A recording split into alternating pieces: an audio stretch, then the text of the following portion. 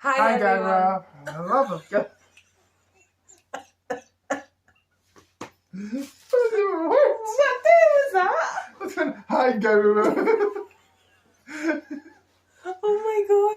Hi, Hi, everyone. Welcome back to the channel. Jesus. Today I am going to talk through, or we are going to talk through my labour story because I want to remember it this time. I hardly remember any of what happened with Archie. Obviously I remember it, but I don't remember like the little specifics that he will remember better than I will. So we're going to go through that. So if you want to hear it, just keep on watching. Yes. So I was induced at 39 weeks with both kids. She was No, a we planned... went 39. Well, you were like 39 plus 5 with Archie. You're like 2 days off your due date with Archie. Was it? Yeah. She was in a planned induction because she was a planned induction because she was measuring as a big baby. And I got told that basically they don't want me to go over my, my due date, because if I went into labour with her any longer than 39 weeks, she may get stuck in my birth canal. And also then like I could give birth to her head and then her shoulders might get stuck. Which is forceps. Well, exactly, yeah, and I didn't want any of that to happen. No. She was also breech when she was... I went for a scan at 30 weeks and she was head down, perfectly lying, amazing. And then I went for a scan at 34 or 36 weeks. 36 weeks. That when you got told you were going to get induced, is that long? No, because I had a scan before that. So I had a scan in between that and got told that she was breech. So then it would have been a planned section. So then obviously I didn't want that to happen because I had a 10-pound baby with Archie and I'd done that by myself and I knew that I could do that. So yeah, I didn't want a C-section to happen. So I wanted, I was trying to do things for her to move around, bouncing the ball so many times and like loads more. And then I had another scan at 38 weeks, I think, and got told that she was head down again. So that was all amazing and I was all happy and I cried at the scan, so that was amazing. Then came to work and cried at work. Yeah, I went and told him at his work and I cried at work, at his work as well, so I was so relieved. But then it came to the... well, I will get to that bit. But I was so happy that I could have done it by myself again. So what date would that have been? So you went in on the 9th. Thursday, which would have been the... She was born on the 9th. On the Sunday. She was born on the 10th. She went on the 10th. I went in on the 10th of September to get induced. I had all 4 pessaries. I got told that I was doing well, although needing all 4 pessaries was not the best. No, but when you went in, you were already 1 centimetre, were you not? When you went in. I was already sitting at 1 centimetre when I went in, before any pessaries were inserted. But I got told when I was getting monitored through the midwives that were on the ward, they were saying it's going slow but you're doing well. And obviously whenever they've done the vaginal checks, I was up at 2 centimetres, but that was over 2 days. But this is what the midwife on the ward was telling me, that I was 2 centimetres. But then nothing had progressed for 12 hours or something. And that was when I had sitting at 3 pessaries. And then one of the doctors came in and told me that I had to wait for another 12 hours, was it? Do you remember me telling you? Yeah, I think it was 12 hours. Yeah. Another 12 hours with nothing at all to see if I would progress anymore myself. Just to let my body do its own thing and see how I went on. 12 hours later, overnight and everything, it came and gone and nothing had happened.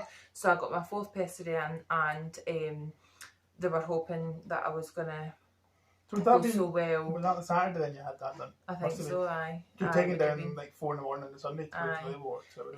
So that was on the Saturday. And nothing had happened. So I was literally just sitting at 2 centimetres and I got taken down to the labour ward because the midwives were like, right, it's time to take you down. You're ready for labour. You're ready to go into labour and stuff. So went down and I know she's looking straight in the mirror. Yeah. I know.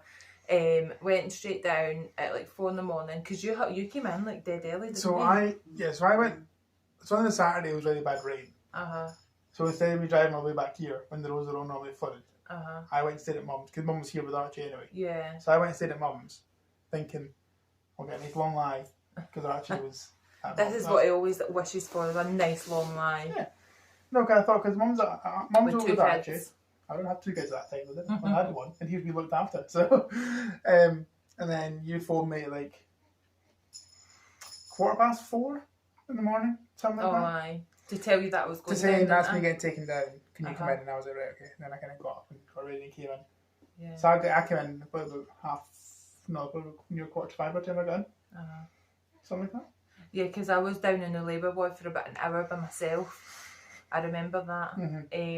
And so when I got taken down to labour ward, this was after all 4 pessaries and everything. I got taken down to the labour ward at 4, and then he didn't arrive until about 5:30. And then I done it 5:45. I done labour by myself, breathing, because that's what I'm saying. I forget that. I done labour by myself for just breathing through all my contractions for how long was I doing that for then? A good while. Like hours. I can tell you exactly because I've got a video on my phone of when you're on the gas and air. That's at 3 o'clock and you've still not got gas and air then. Then you've got gas and air there, which is at 4:10. So you're on for a good 10 hours at least before you start getting the gas and air. Right. You didn't use the gas and air until the... I started taking the gas and air when they broke my waters. When they broke your and waters, then that's when everything went a bit downhill for me. Yeah. Because everything was going fine and I personally think I was doing so well, breathing through it by myself, controlling my contractions, controlling everything. It was really going well, wasn't it? They were getting worse, but you were managing. Yeah, I was managing. They were getting stronger and stuff, but I was managing. But by the time I had to get my waters broken, I was like, right, well, that's fine. I'm getting them done, but I'm definitely having gas and air with them.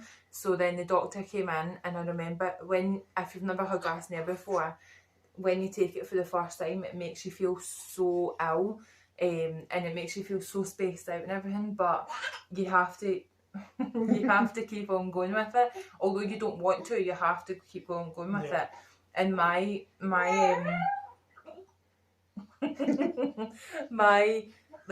you need like a, what did I say that you were? You kept talking to me, so you were like my thing to focus on. Like you need to have a focus, like one focus. So like see when you're having the gas and then you keep going with it and you keep going with it, you're so spaced out and everything's so blurred and like it's as if you're high. I've never been high, by the way, but yeah, you have to have a focal point. So Stuart talking to me was my focal point, so I could like focus on something and not like totally go away with the fairies. And I know. So when they were breaking my waters, didn't they do a sweep at the same time? Yeah. So accordingly, it was like a big massive flood again, like it was by Archie. So it went on for a long time though, I feel like, and I didn't enjoy it. It wasn't good. It wasn't good at all, and I feel like I was in the gas and air for a very, very long time. So was that after your water broke, you had to go up to change all the bedding and that? So you had your water broken, and there was all soaked. The bed was all soaked. So you had to go because it was a tidal wave. Yes. So you had to go. You had to stand up. So you were kind of leaning on me, and then you sat down on the bed. What? And then you kind of leant forward on me like that. I was like there. I remember saying that I feel so sick. And you were kind of leaning, and then you just went, oh, and just went straight back. And you were out for maybe about 3 seconds, if that. And then you were sat back up again, you're like, oh, what happened? Like, really, really confused. Oh God. It was horrible. Well, that was the first time that I had ever fainted in my life, so that was like so scary for me, because I do remember saying, now you said that, I remember like it was soaking, the bed was soaking, but like I remember like holding on to Stuart and he was holding on to me, and I just said like, I feel really ill, like, I feel like I'm going to be sick, because that's when Laura was like, oh, I'll go and get the bucket. go and get one of the wee bucket things. Aye. Sick man thing. A sick pan. So I remember like falling forward to Stuart's belly, and then I just went straight back onto the bed. Yeah. Keeping in mind the bed's that way, so I was like falling Right forward across and it. then coming back like that. So like for a full-term pregnant woman to fall back like that is quite like a lot as well. Mm. Like you can't move, you can't fall back as easy as that like normally. So I just fell straight back and I went totally blank for like say like 3 seconds. Yeah. It felt like But honestly you like know, 5 it was minutes to so me. quick. It felt like 5 minutes to me, but I remember like everything really did flash before my eyes, like my life flashed before. I thought I was going to die, I genuinely did. But then what brought me back was I heard Laura, like our midwife, my midwife saying like, Emma, you okay, you're all right, come on, come back to us. So that's what kind of got me back up. So that's all I kind of remember from then. What do you remember from what happens from that? Well, See, from that happening, I also got like, obviously I got my kind of check-up sweeps and I got my check-up sweeps and I was getting gas now with that, and my contractions were definitely getting stronger. But then when oh, did you just delete that? No. Alright. When I was getting the doctor coming in to check on me, like nothing was really progressing, and I had asked actually like how they thought that I was at 2 centimetres and 3 centimetres, and it was because they were like, and how they could touch Lily's head, and it was because they were pushing down on my belly, and then like, I don't know, they must have felt that I was more dilated than I was, because when I actually got down there they told me that I was only 2 centimetres and I hadn't progressed at all. And it was a good like 10 hours, 10, 11, 12 hours that I hadn't progressed past 3 centimetres, and that's where I got to. Yeah, and by then you'd been on the hormone drip at the full capacity of the hormone for drip, like 8 hours. 8 hours. So that you're only allowed 4 Shouldn't put that in pessaries. one. I was only allowed 4 pessaries, and anyone's only ever allowed 4 pessaries and the hormone drip for 8 hours at the max that you're allowed, and then it goes to a C-section. So then I had done all that, and then like everything was done, and obviously the midwife went and talked to the doctors and whatever without us knowing, and the doctor came in was like, Emma, it's time for a C-section, isn't it? Yeah, very much. So obviously I went totally hysterical, didn't want the C-section because obviously I wanted to do it myself. And then I was worried because obviously COVID, that you wouldn't be allowed in, and like everything was just going through my head. Like I've never had any surgery in my life, I've never broke a bone in my life, so then now all of a sudden to go in and get this massive operation that is huge. A lot of people look over a C-section as not giving birth, but bloody hell, I gave birth to that girl. Like, it's massive. I'm still recovering now, and my C-section is opened 4 times now, and she's 12 weeks. She's nearly 12 weeks, like, and I'm still on antibiotics, and I still feel everything. Like, it's a lot. One thing I do remember is going through a really cold bit where the labour ward is, but then you go through this little walkway that's so scorching hot. Like, you honestly feel like you're on holiday, and then you get taken into another wee section, another wee ward that's then down into the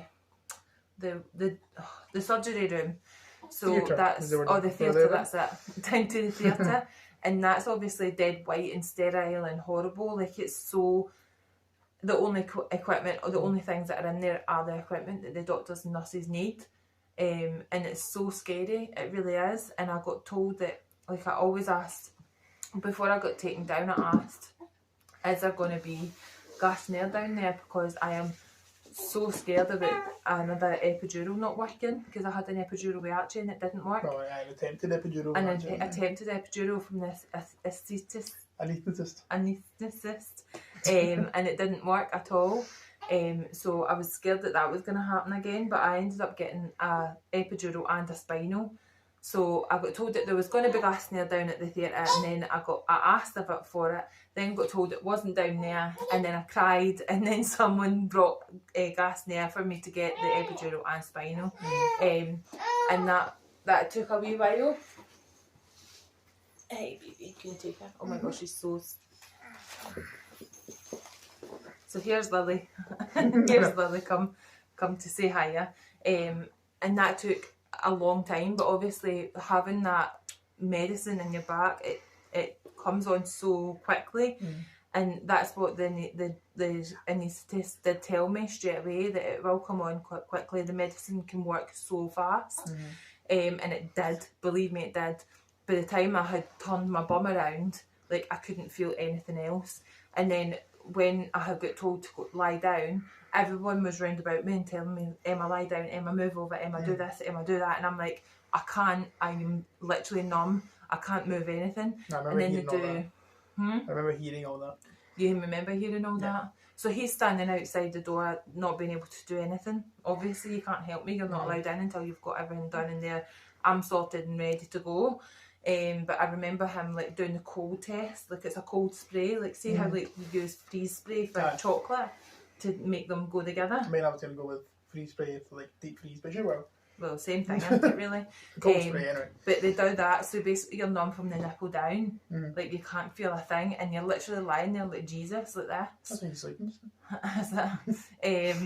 And I remember him saying that, like, telling me, like, go down, like, tell me when you can feel it and when you can't feel it. So it was so super cold up here, and it was going numb, I couldn't feel it. But by then, I think you had been told that you can come in and stuff like that. Like, once I had told them that obviously I can't feel anything else. From the nipple down, like, that was when they... When I came in, you were pretty much ready to go. They hadn't started, I don't think. Maybe they just started when I got in, but they hadn't. So by then, Stuart had come in, and I actually didn't feel them cutting or anything like that. Good. I know. So I'm so happy with that. But like, from then, I remember them telling them, and they're like, you can obviously, you'll be able to feel tugging and stuff like that, but you shouldn't feel any totally sharp pains. And the medicine that I got put on, obviously, it gives you an itchy nose. Now my nose was so itchy, wasn't it? I remember me rubbing it all the time. And also, I ended up being sick quite a lot. I remember that, like, the sick ball was like here, and just like sick drooling down my cheek, but there's nothing I could do. See, because obviously you need your stomach muscles to be sick, and I couldn't feel my stomach muscles. I was just being sick, and it was just like rolling out. That's what happened. What did you feel like with all that? And what do you remember? So when they came in and said to you that they wanted you to do a session, I was like, it was weird because, like, obviously we didn't want to go for a session. Obviously the whole plan wasn't that. But obviously plans change. And so I was kind of worried a bit. But on the whole, I was kind of relieved because in so much pain and stuff like that with your contractions and that, because they were obviously getting worse. And if nothing was moving, it was just the right thing to do. And then obviously worried about not being able to go in. Because I didn't know, because obviously we never really discussed that. Because that was never ever discussed. It was never ever discussed as like a birth plan of what it could happen if it did happen. We've never talked with any of them. About that. Nothing was talked about it. So we didn't know until we asked. Is that Elaine? Is that her name? Who's Elaine? The one who kept saying Mrs. all the time. Who was she? What was her name? She's not Elaine. Was she Lorraine? Lorraine, close enough. Lorraine was amazing. She was fantastic. I know she would never see it, but she was absolutely fantastic. Yeah. So until we asked her, and he said, "Yeah, that's fine. You can come in." Then it was like right, fine, good, fine, come in. And then so I had to get all scrubbed up and everything. Did you have to get that yellow stuff on or anything? No, I'm not touching anything. I just had to. Oh yeah, I suppose. You have to wear gloves, don't think. No, I don't think you will. No. I had like my, I would say hairnet, but head net on, and like the scrubs on, and a mask. But no, because I wasn't touching anything, I wasn't anything obviously beyond the curtain, obviously because we went in. So I had to sit outside the wee room, and then I could obviously hear them all, like talking to you and stuff like that, and everyone kind of going in and out, and different things being brought in and out, and sitting there pure like, what was it? Just sitting there worrying, just like thinking to myself, like she's fine. She can do that, she's fine. And then they came out and said, that's fine. So that was about, I think it was like 5 to 9. I was sitting outside. Can I take a picture? See? scrubbed up and ready to go. So then that was yes, that was 9:15, just about. That was sitting there waiting. I actually remember, look, because there's a massive digital clock straight ahead of the bed as well, and I remember looking at that, and it was 9 minutes. So that it was just shows how 9:15, long so I it was takes. sitting waiting, and then I was brought in, and then it's a weird situation because like, you're just there, and then there's a big sheet over you from like here, like down. So I can't obviously see anything. I didn't want to see anything. I don't want to see you getting cold. And then you just sit there, and you're saying that you can feel stuff, and then they need to come over and say to you, so like, remember I said to you, you'll feel pulling, but you're not going to feel the pain that goes alongside it. You're just going to feel the actual. Because when they say that you can feel pulling and stuff, like you expect, you kind of like almost imagine what you're going to be able to feel, but see when it actually happens, like I felt a lot, like a lot that I didn't think that I was going to feel.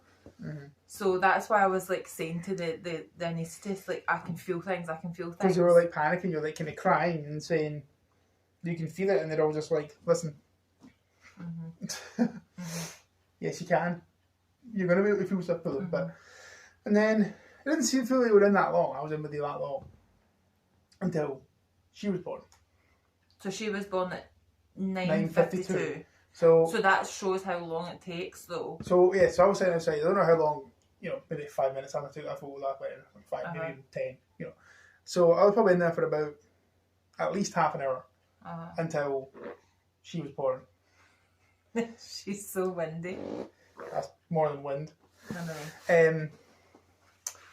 Until she was born, but then it was probably about another hour that you were in there getting stitched up and everything? So because Stuart was beside me, obviously she was born, and then she got put over to Stuart. And I had to kind of come out the way. And he was beside me for a wee while, and then got told that maybe actually go behind us. So he was like behind us for about an hour, and I kept asking where's Stuart, where's Lily, where are they? And I always got told that, and I remember hearing you say, I'm just behind you, we're here, don't worry, we're fine.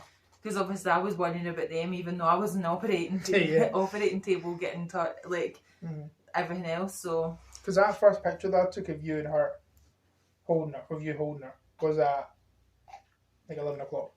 11. Yeah, so it was like an hour and a bit after she was like, hello, hi. Aye, that was the first picture I took of you and her was like 11 o'clock. She still smells like a newborn though. So you make it very difficult to talk when you just smile at me all the time.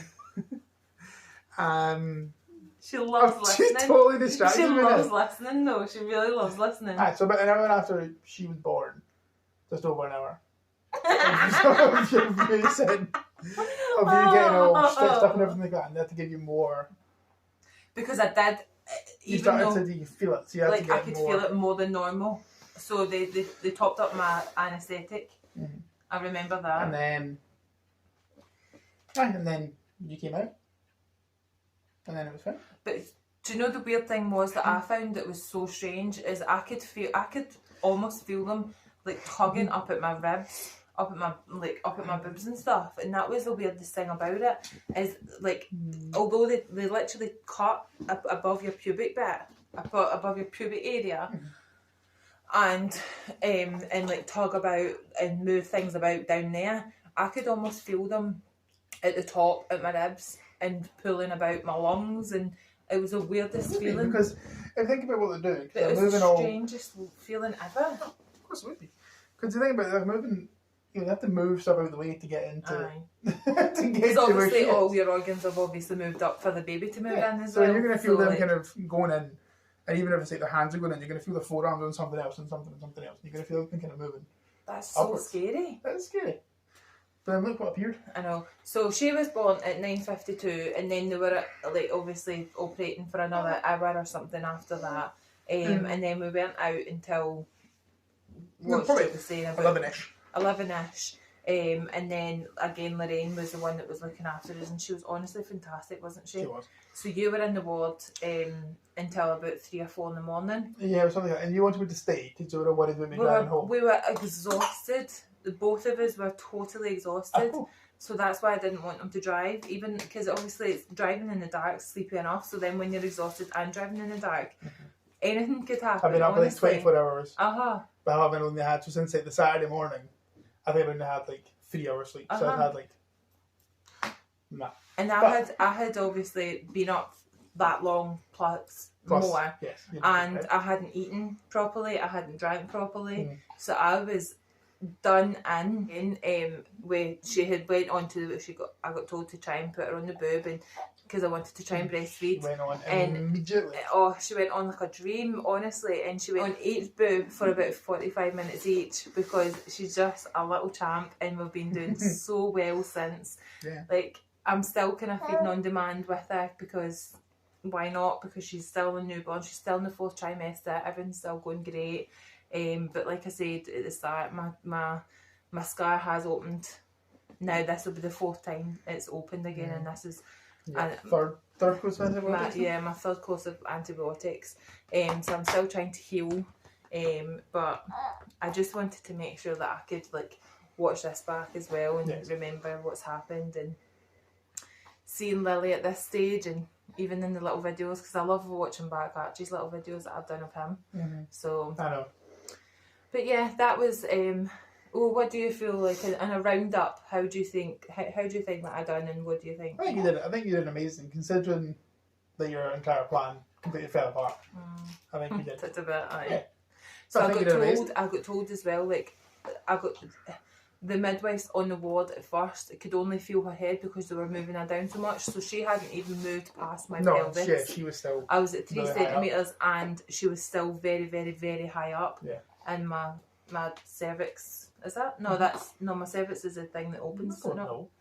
I don't know. She was still very high up, but so yeah. She wasn't for coming down. No, so I'm so proud of myself. Through the sunroof, it was. Yeah, I'm so proud of myself though. Like, just so unbelievably happy of how I've managed to give birth to 2 and everything was amazing fine. little babies. Yes, you've had this obviously with the. I know. Thing open up, but on the whole, you've been fine. You've had it made, but you don't have to be back in hospital. And she's not had to go back in hospital. She's had jaundice as well. I lost 2.6 litres of blood with that. She had quite bad jaundice, quite a lot of blood tests done when she was she was home. Just on the cusp. But she was always just on the line of being fine and not needing to go back into hospital. So she's done so well as well. Just everything's been great. She's slotted into the family so well as well, isn't she? Like, there's not been like a massive. I don't feel like there's been a massive change. No, Archie loves it. Archie is totally smitten by her still. Yeah. So are we. So all happy, isn't it? Nice. So that is the birth story of Lily Ella Bain and how we got through it. And I hope you enjoyed watching, and come back for another one soon. Yeah. And to help my little channel grow, I would really appreciate that quite a lot. And you could do that by subscribing down below, and if you wanted, you could like it. And turn your notification bell on. Ring that bell. Oh God, ring that bell. I hate all the little quotes that people say. But ring that bell, and it will just assure you that you see a notification for when I upload another video. Yeah. So I love you and leave you. Good. Bye. Bye.